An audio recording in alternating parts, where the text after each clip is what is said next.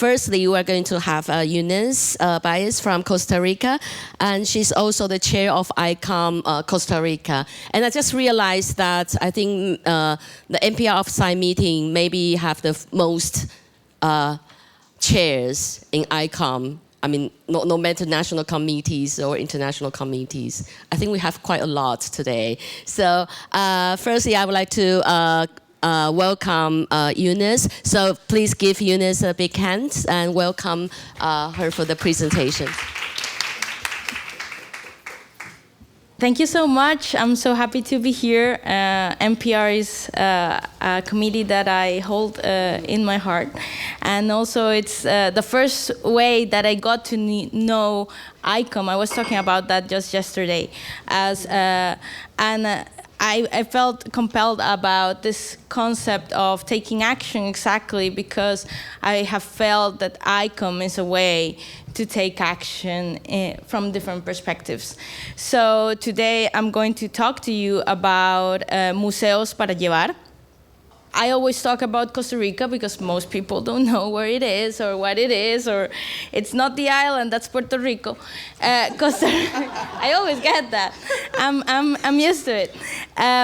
Costa Rica is a small Central American country, and of course, as a small country, third world country, global south, and what we've been talking about, we were facing the difficulties of the pandemic. And also in that context, and I think Linda mentioned young generations and their effect. Well, we noticed that young students in their homes we noticed the digital and cultural gap between urban and rural students and socio-economically marginalized areas and those from the middle and upper classes and students from public and private schools. So once again, we see that divide between, especially in students, and during the pandemic, it became even bigger when everyone had to go home and people who had the internet could do their classes online and a lot of people couldn't. So they were just missing class. They were just not going to school because the schools were closed and they were having the online classes. So how could we bring museums to students in Costa Rica during the pandemic? So this was a big question. Museums were closed, schools were closed, and people all over Costa Rica were wondering, how do we do this now? And this was just when ICOM launched the Solidarity Project. And so in Costa Rica, we came up with an idea, and we came up with the idea together with an organization that's called AccionArte in Costa Rica, and it's the promoter of Piensa en Arte program. And I'm very lucky today because Linji Granados is right here, who's Costa Rican too, and she's part of that organization, and she's actually one of the biggest producers, the producer of this program that I'm going to talk to you about. So we're very lucky because now you can ask her questions too. And so AccionArte has this wonderful program that's called Piensa en Arte program, and it's an initiative that uses art directly in the classroom as a pedagogical tool for development of critical thinking. So it's observation, analysis, appreciation of arts and values using art from the museums in Costa Rica. So they have what they did is that a while ago, they got together with the museums in Costa Rica, and they have the art, they printed it, and they take it to schools, and they ask kids, they use visual thinking, and they ask kids, what do you think is happening in this image? So that gets young students to really see the art, and to engage with it, it's fun also to find fun in art, and then also to want to go to the museums, right? Because they want to see the real picture afterwards. But then again, we were in the pandemic, and how was this going to be happening?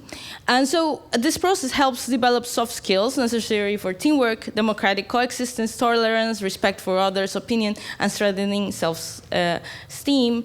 And so these are the values that the system uses. It's observation, critical thinking, vocabulary, and active listening. And so we were thinking, what if this mythology could be an immersive way to tell a story? So converting that mythology to a compelling narrative product that uses storytelling and could bring a rewarding museum experience that opened up the institutions that were closed. This is what we were thinking in the pandemic. And so we involved some of the institutions that were always partners with AccionArte. That's Museos del Banco Central de Costa Rica, Centro Cultural Histórico José Figueres Ferrer, and Teatro Nacional, the National Theater. And these are places that some of the kids have never been to. and so using a compelling and attractive system in this way to tell the narrative, there were some videos that were developed. So these are some of the stills of the videos, but we actually have a trailer. Hola, bienvenidos a Museo para Llevar. Vamos a visitar un edificio muy importante para Costa Rica. Vamos a conversar acerca de una obra ubicada aquí en el segundo vestíbulo, en el cielo raso. Estamos dentro del Museo de Numismática. ¿Ustedes saben lo que significa numismática? Vean bien ese palco. ¿Qué tiene diferente ese palco de todos los demás? Allí hay un escudo. Alguien importante debe usar ese palco.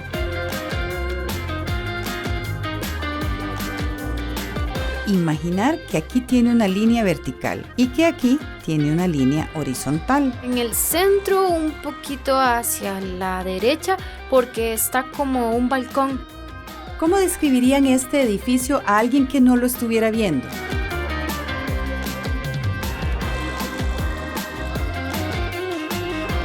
Vengan, cuando puedan, con su familia, con su clase, vengan a visitar estos maravillosos espacios culturales.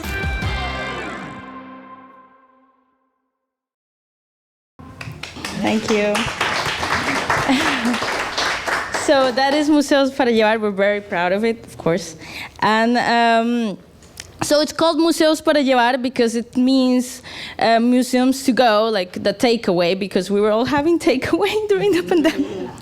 And so we wanted actually that people had the idea that they could take the museum with them and take it somewhere else, and to give a different perspective of museums with a visual narrative way. So the result was an innovative storytelling accompanied by graphic elements and interaction strategy using this methodology and translating it to the audiovisual. And it was a creative audiovisual product, and I think there hadn't been anything like it.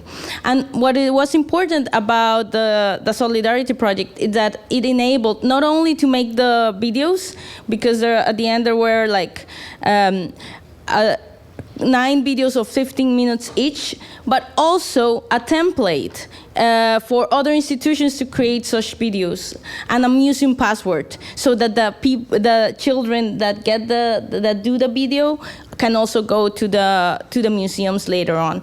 And this template is available for everybody. Any institution can copy the system, and make the videos in a more of a homemade way. This was done professionally, and Linji, which is here, can later tell you more information of how they were done.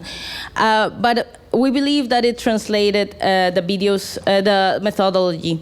There was a organization directly with the Minister of Public Education in Costa Rica, but then the government changed, so we're still figuring it out how it's going to show in all the schools.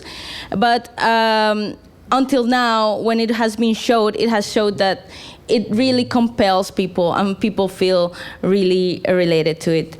And before I end, I have to really thank the people that made this possible, Linji and Yodis Tiger at AccionArte, and that partner with ICOM Costa Rica to get this Solidarity project done. Thank you so much.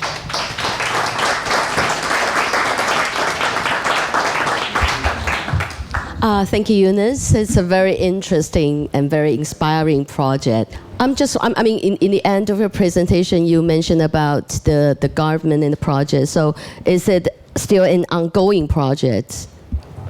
Yeah, it was funded during the 2020. It was funded in 2021, and during that year it got developed, and then it started like it was shown to several people now, and now the idea, then the government changed. So this was kind of a step in the way, you know how it is with museums. But then the idea is to get together again and to show it to as many students as possible. But it's made thinking in that age group precisely. And also very important because it was also touched in the other panel, which was so interesting. It wasn't thought to be like online. I mean, it might be online when it's going to be online, but the idea is to be taken directly to schools so that kids can watch it there and then with their families or with the school go to the museums.